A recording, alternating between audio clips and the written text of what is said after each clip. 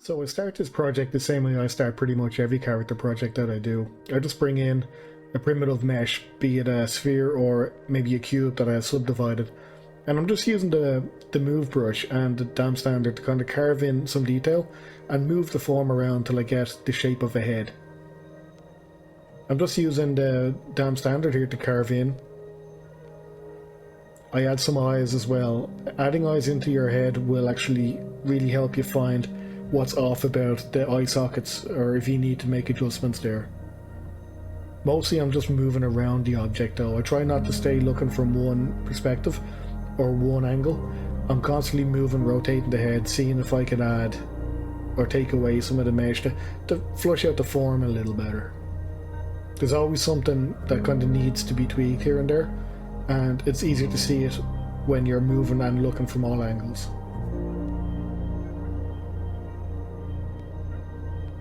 So I mask off the jaw here and I open it down, and my plan here was I actually wanted this character to have like an animated expression at the end.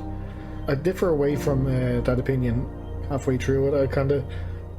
I went against the idea, but in the preliminaries here I was just kind of planning all this out. I wanted to give her like a mouth bag with teeth and a tongue in case I wanted to actually like animate some sort of a specific expression on her.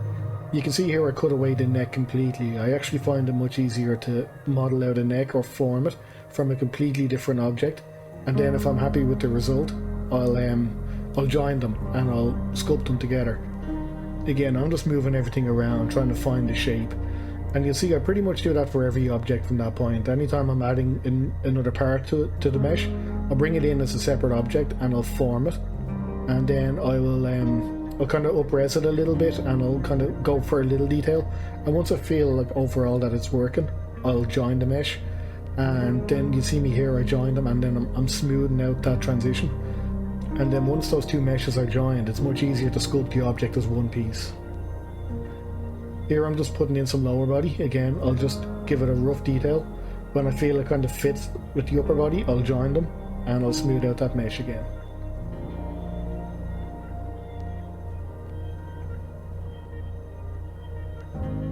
Now here I'm adding a separate object for the teeth. I put a lot of work into doing these teeth. I don't think I ended up doing anything with them, but in my head it was best to have them if I ever did want to use them.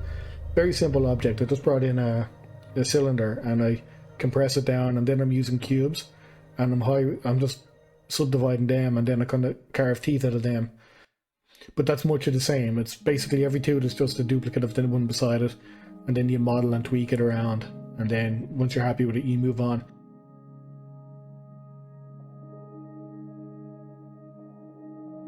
And here I'm forming a sphere into a tongue. Again, my idea was with a facial expression. The mouth's open, it probably makes sense to have a tongue in there as well. Again, I'm just bringing in shapes and forming them. Here, adding a little muscle to them. And I'll bring in a sphere for the shoulder. And then once I find that the two of them are working well together, I'll join them. And join them with the main body and kind of smooth them out, and I'll do a little more sculpting onto it. And then you'll see me turn on symmetry, and I'll transfer the changes I have on one side over to the other. Again, I'm constantly moving around the object here. I want to make sure that, you know, the muscle groups are looking proper, the anatomy's looking right, because a character like Tifa, like she's based on a fighter, you want it to look like she's a fighter as well, you know. But then again, there's a lot to be said as well about not spending too much time on parts of the mesh that are going to be hidden anyway, because you have to take into consideration the Tifa's outfit, you know. As I'm working down the body, I don't want to spend a lot of time putting all this work into like defining muscle groups on something that you're not going to see. So I'm also careful about that. I'm just trying to get the main shapes put in first, get them looking right, and then I'll spend a bit of time and I'll consider how the clothing's going to work on top of this too. But for the bits that I know that are exposed, you'll see me join them, smooth them, sculpt them, and then I'll just move on to the next that way. Don't linger on too long on one piece.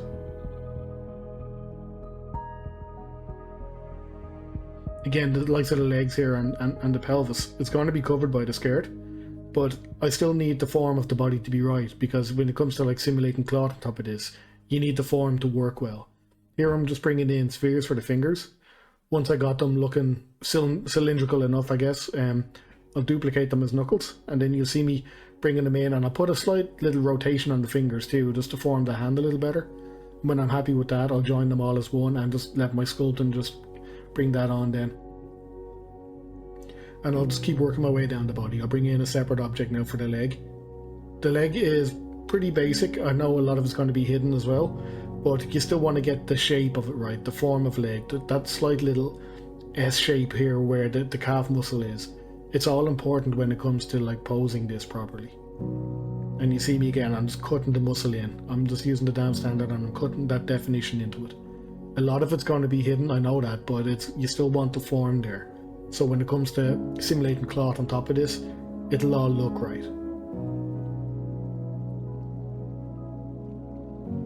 So here I'm bringing in another object for the hair. I know at this point I don't want to have mesh hair in the final piece, but it gives you a visual representation about like what you're working with. And further down the line, it also gives you a base. If you decide to go down the road of having like curve hair, this actually gives a body for the curves to snap to as well. So you're really doing yourself a favor by having this, because you got visual representation about what you want your end goal to be that actually assists your end goal as well. And here I'm just cutting in some definition using the dam standard and clay builder brush. Again, this isn't important, but it's a guide for my curves later down the line.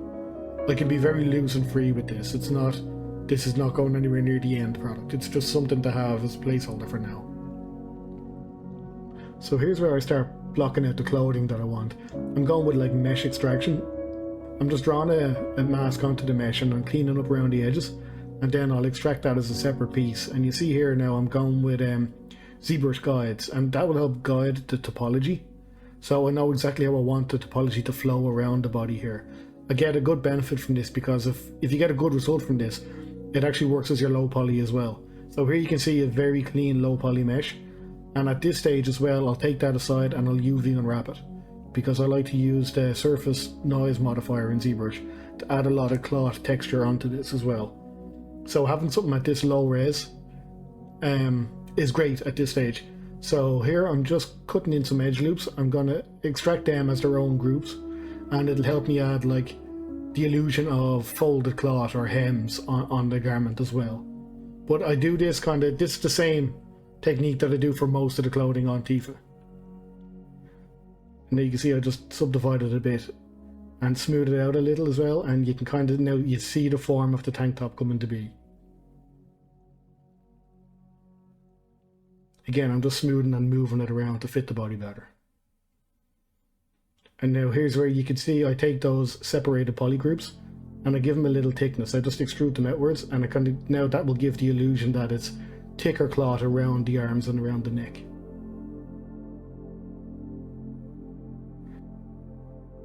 And that same step is repeated for the sleeves as well. I use mesh extraction here. Again, just mesh extraction with a couple Z remeshers and modify with edge loops. And I'm just using the Z modeler tool for most of this.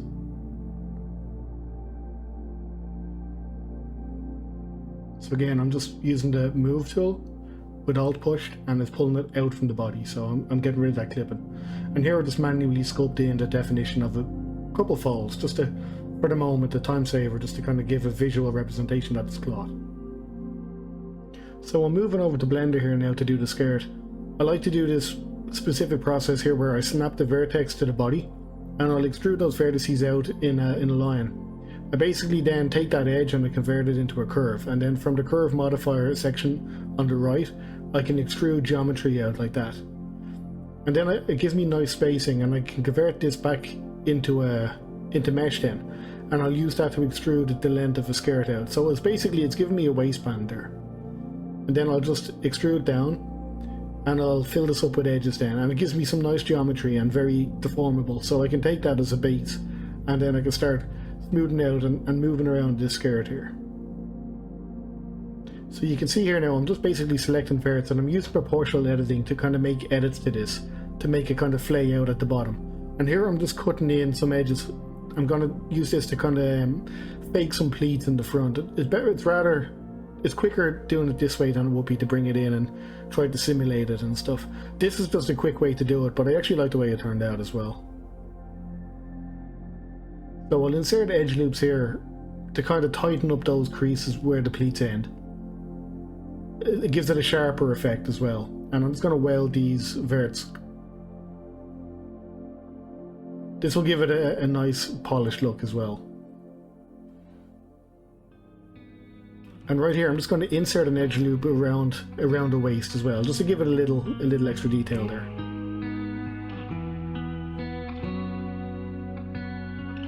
I make the side pads by extracting a collection of faces on the left and right side of the skirt. I then extract that as a separate object, give it a solidify modifier. I'll tweak and modify it then using much of the same kind of techniques that I used up until this point. I just add creases along some of the faces and kind of make it look like it's part of the overall skirt. I then add a subdivision surface modifier to it. I'll add support loops where I feel the edges need to be sharpened up. At this point I want to add some pouches to the side of the pads. I do it by bringing in a cube and then just line it up alongside the pad and making some topographical changes to it as well. This will serve as a style of pocket on the side. I then give that a subdivision surface modifier to smooth it out and use some proportional editing so I can get a closer fit to the pad itself. I want to kind of round it off to meet the form of the pad. From there I'll just give it a solidify modifier as well and continue cutting and tweaking it. I'll duplicate that off then and I'll add a cut along the side. I want to make it like an outside skin on it as well, and I'm just removing the poly that I don't really want. I want to add a little curve onto this, so again proportional editing comes in handy here. I'll re-topologize that and I'll just modify it as well to make it look part of it. I'm just overall trying to feel out a design for it here. I'll then spend a little time adding some surface detail onto the skirt. Just some hanging tassels and eyelets and some studs, something to break up the design of it. Anything really that comes to mind I'll throw in and see how it looks. I know I want to kind of deviate from the original design of Tifa's outfit, but once you don't go too far off the mark, it's fun to kind of have a little exploration and to see what works or what doesn't.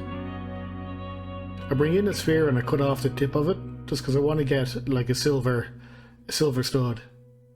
What will be a silver stud, but just something in a white material for the moment, and I'll place it around on the object just to kind of see if I get a feel for anything that could work. I'll then snap a vertex to the surface of the skirt and I'll drag out another edge around behind. I want to make a belt here and I'll line the belt then with eyelets just for an extra detail punch.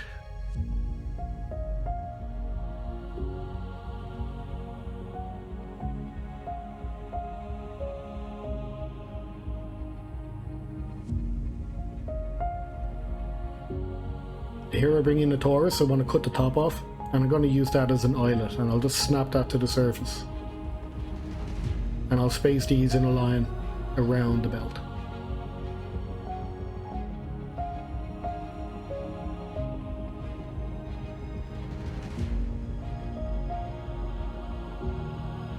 So then with all those pieces ready, I can bring them back into ZBrush, and because they're UV'd I can now apply, here you'll see me adding the surface detail. It's the surface noise modifier. Basically I'm using alpha maps and I can project them across the UVs that I laid out for these, and it gives a really fine surface detail of any cloth or anything that your map, your alpha really shows. In this case I'm using like cotton fabrics and stuff like that.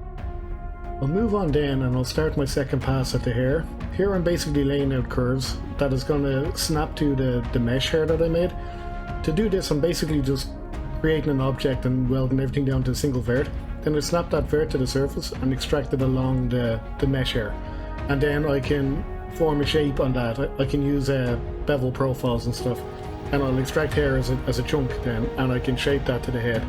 That's only a second pass. I do intend to turn this into like proper hair cards. Towards the end of the whole process you'll see I actually take these chunks and I separate certain edges out of it. And I'll turn those edges into hair cards basically by extracting mesh data out of it. And they can easily then be just lined up as hair cards, and it takes a lot of the calculation out of it. Because you're doing a lot of this as a clump, you can then get a lot of hair cards per clump, and it cuts down on the amount of messing around with single cards that you have to do. There's quite a bit of fitting and moving around that you got to do when you're making hair like this, because clipping can cause problems with the way hair cards render. So you'll see me here in a second. I turn on random in the viewport. So basically random gives each group, here's random here, so this gives every group an individual color, every group of polys, and it makes it a lot easier to see if hair is clipping through the other, or if some hair is clipping through other hair, or how it's going to look. But this is a great way to get those clumps ready, and then when you extract your hair cards out, you won't have any clip issues.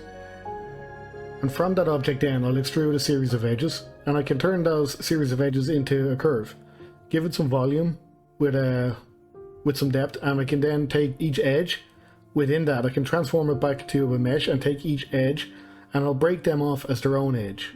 And then I can reapply the volume onto that. I give each one its own profile, and I'll just give it a bit of thickness. And that way I can then break away each piece and give it its own color in this case. But then you'll see me, I grab them and I can individually start curling them, or just to kind of break the ends of the hair up, just to give it a bit more of a hair look, I guess. So at this point I'm basically just modelling out a couple items that Tifa has as part of her shoulder harness. This is more so just a stylistic choice. There's no real need to do any of this. I just kind of like the design of it. So we just start modelling out these little bits, like the pad here for the centre of her back. Then I'll put a slight bend on it, just to kind of form with the shape of the back.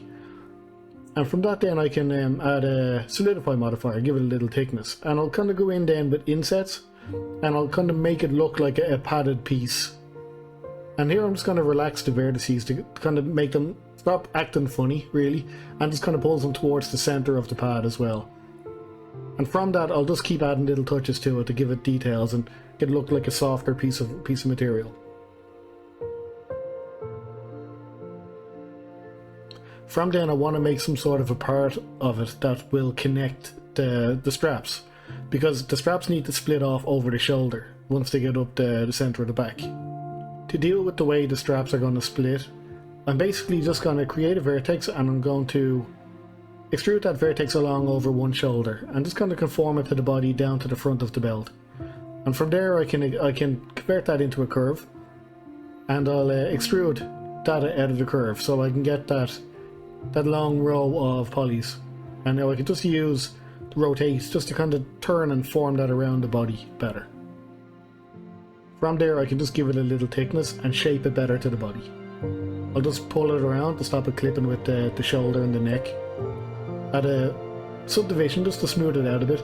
And here I'm going to add another row of verts just down along it, because I want to create the padded shoulder piece. And that's done the same way I've done the back as well. It's just you create your strap, and then I'm going to put a subdivide onto it, and that'll soften it out. So from there then I can give it a solidify as well, give it a bit of thickness, and then I can start insetting and modelling it out properly.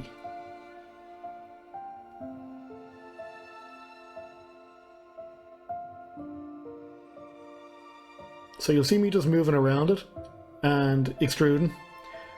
I then pull the strap over it so that it's on the underside of it,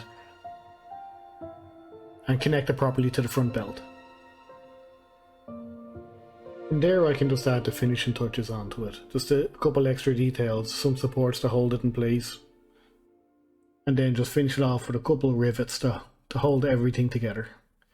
Then I can start selecting everything and just mirror them over. No need to do it twice.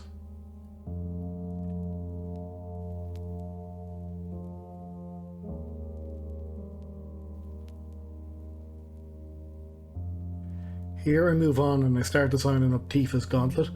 This was probably the hardest part of the entire build, but I also give myself like the most freedom to maneuver here. I wanted to just design without restriction, and then I'd find a way to adjust what I had made to fit the model. So I'm in a front view basically. I'm modeling this in an orthographic view because doing something like this symmetrically while it's on the character would probably be very difficult to judge. So I set everything up here with the usual setup, just a mirror modifier on it. And I focus on the large details first and then followed them up with the small details. But because I knew that it was symmetrical, no matter what way I approach it, it would be able to adjust to the character's form around her arm. It was just about building mesh on top of other mesh and then join them all together. I just needed to make sure there was enough subdivision to give it this bend. So I used the bend modifier and I just fit it to the arm that way. So once it's in place, then I just tune up the bend modifier just to get a tighter fit, so that it wraps the forearm a little better.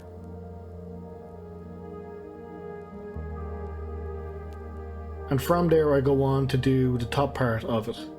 So this again was just very straightforward. I gave myself no limitation. I just designed what the reference kind of looked like to me. Just kind of insetting faces, adding thickness onto everything, and just kind of trimming it as well. I give this one a little bit of a decorative trim too. There's a design on the face of this that I didn't really know how to approach. By cutting holes into a mesh, I just use a boolean setup here. So I make a cylinder and I just line it all up, and then you'd see me push it back into the mesh. And then I can use those meshes as a boolean cutter, and I just cut out the negative. And now here I'm just creating studs to fit into those holes. I want to make sure there's enough of a gap between the stud and the case, and that'll give me a nice shadow once I bake the ambient maps for this character.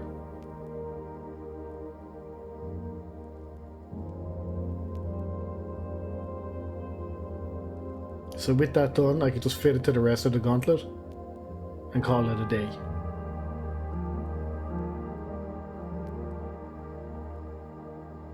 So we'll move on here now to do our boots. I start by making a plane, and I just fill out the size of the foot underneath. I'll give it some subdivisions, and then I'll just kind of move the verts around to match the shape of her foot. That's going to be the sole of the boot. Again, I'll give it a subdivision surface modifier and a solidify modifier. And I'll just start adding thickness onto the heels, and I'll cut out a section under the mid of the foot just to get that gap in the sole. Then I'll add some support loops to sharpen it up a bit. And with that, I can then start taking polygons from the top of this to make the rest of the actual shape. So here I'm pulling up the toe, and I'm going to give that a solidify. And when I apply it, I'll just remove the front polygons and I'll get that rounded toe. I can then just move everything into shape using the vertices.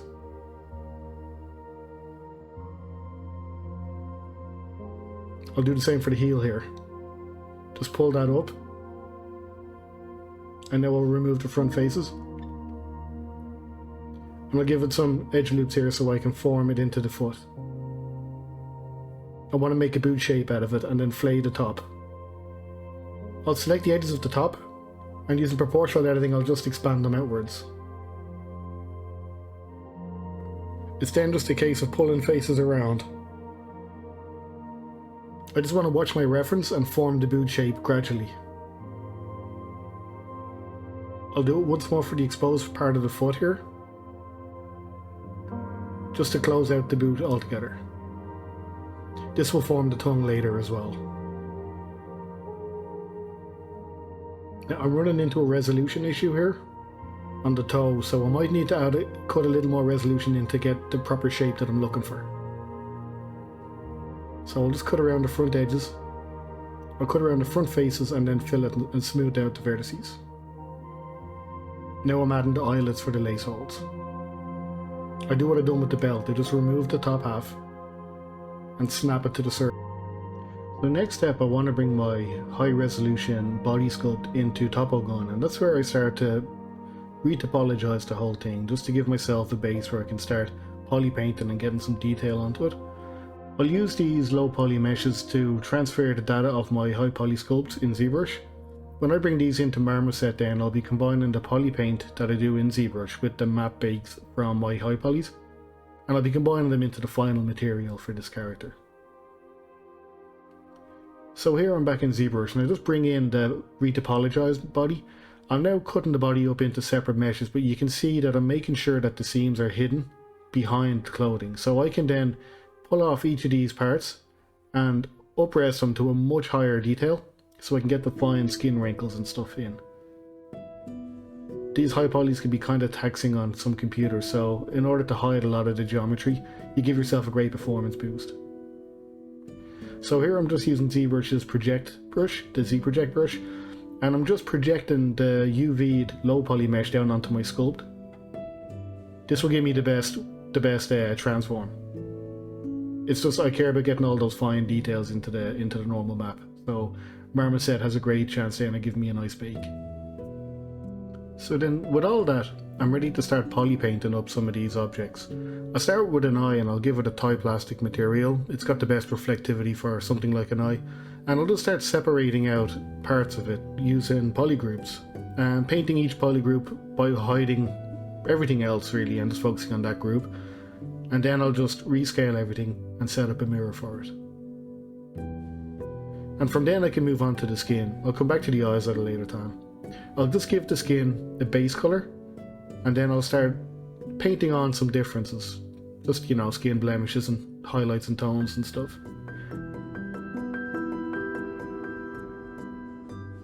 I go down my list selecting different objects and applying a base colour to that object.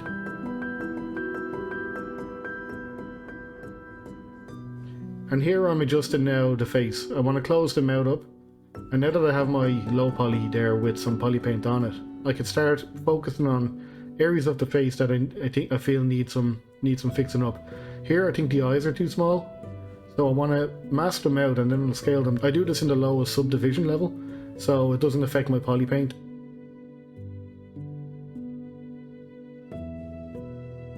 So I'll just adjust the eyes.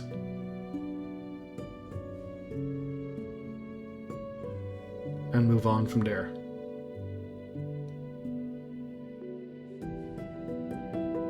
I just go down the list of objects I have. I'll apply poly paint to each one. At this point I don't really have an exact idea in mind. I just try different colours and see how it works. Usually the poly paint alone is enough, the base colour alone is enough. I just rely on that and the noise map from my surface modifier as well. If I find something that I think works, I'll basically just keep that in mind and bring it into Marmoset with that idea.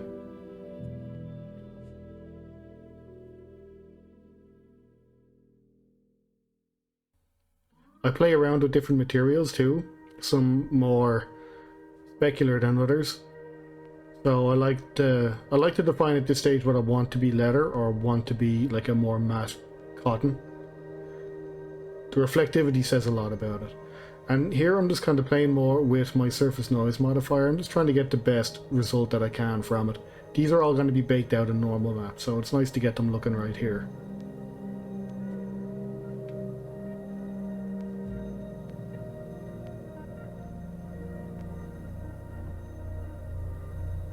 Again, I try not to just apply one colour to something and say that's that.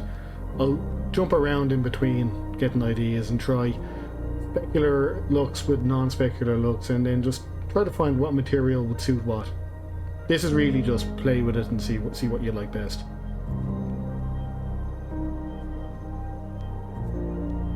It's a great way to get like the final idea before you bring it into creating these materials in Marmoset and setting up your render.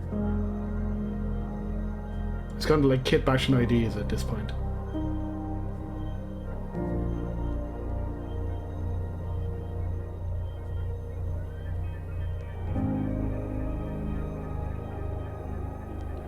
With the poly painting done and everything exported as separate subtools, I just need to bring them in one by one into TopoGun, where I'll retopologize each one. They're then pretty much ready to be brought into Marmoset, where I can use the high definition ones to bake out the detail for the low. I just got to make sure they're UV unwrapped individually first as well. Unfortunately, there's no way to make retopology look fun or in any way exciting to do, so I'll just kind of skip over this bit here. If people are interested in learning more about my process and how I retopologize these things, I'd be willing to do a separate video, but for now I'll just get everything into Marmoset and get them ready for the final bake. So I start the bake process by bringing all my high poly objects inside Marmoset. I'll set up a new bake project, and I'll apply the high poly objects into the high, and then I'll import the low polys as well. Because my high polys are already UV'd and they're separated by polygroups inside ZBrush, I can play with material choices. You'll see me snapping material colors to certain objects, and I'll adjust then the roughness slider to get a better idea about what sort of material I want it to be. Leather would have a higher specularity than cottonwood, so having that option is great. I also like sometimes to play around with bringing in grunge roughness maps. Like here you'll see me apply roughness, and that will actually apply to the high poly and bake down to the low poly.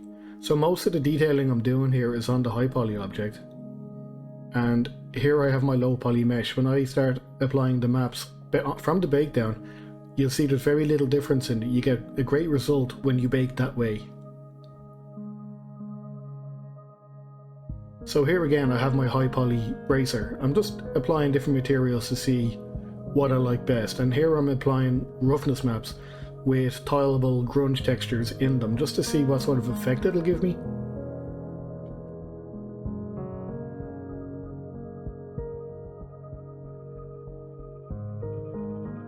When I find a result that I'm happy with, I can then, you'll see here I'm doing a bake.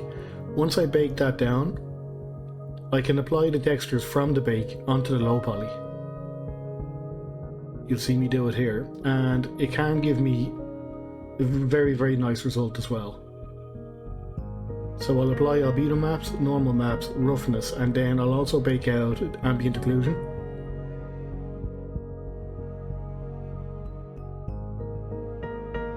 With the ambient occlusion baked, I've got the ability to adjust how I want the shadows to look. So finishing up here on the boot, most of the objects are there. I just gotta find the material to apply to each one. And then I'll bake that down into the low poly.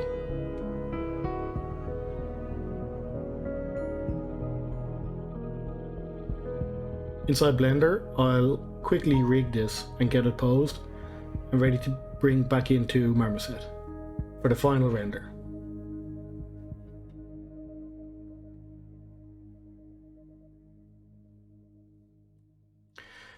Before I rig the model, I want to take the hair curves that we done. I'm going to convert them into mesh, and then I'm going to select edge loops running the length of the strands. I'm going to convert them back into curves, and then using the curve modifier, I'm going to extract geometry out of that. So those geometry strips I can then turn into hair cards. In this case, it's kind of reddish blonde hair cards, but I'll fix that later. It was just much easier for me to see the type of adjustments I was making on lighter hair than black. So once I go around the head and do a selection of these, as long as there's no patches shown through, I'm okay to go ahead and I'll start rigging the character. I'll just finish off with this last piece here. After this you'll see the black hair, and it suits Tifa much more like Tifa hair.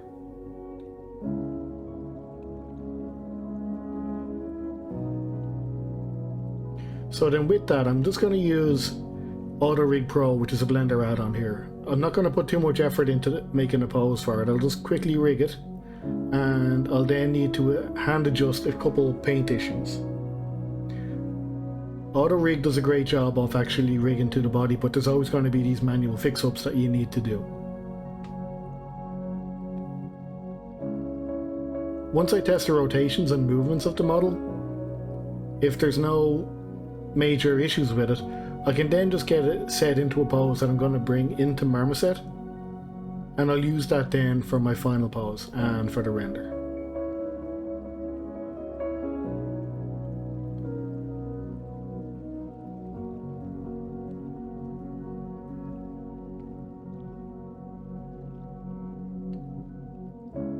So once I've adjusted all my weights and my skin, I'll quickly pose this up. Just something dynamic.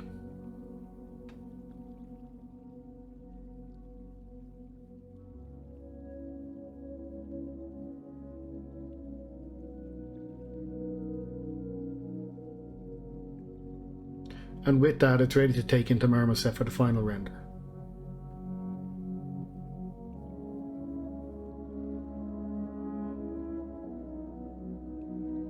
With everything ready to go, I just import the final model inside Marmoset.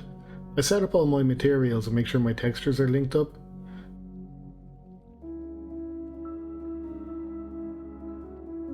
It's then just a case of applying the material to each subtool.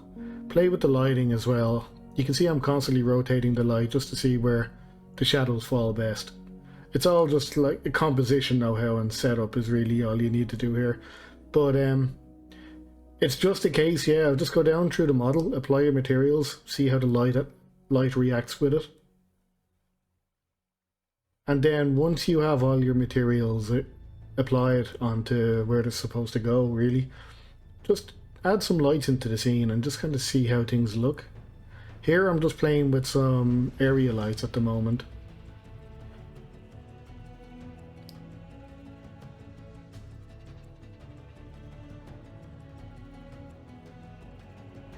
So I started messing with some HDRIs to see the effect that they give as well.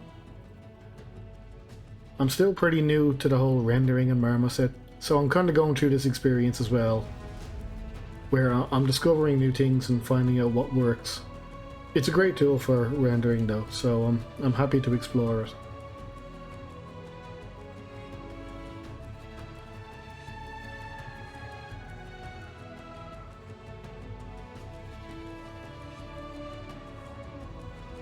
So setting up your renders, it's really just a matter of personal opinion. If you feel it looks good, go for it, you know. But just have fun doing it, I guess, is the cliche but honest way to do it.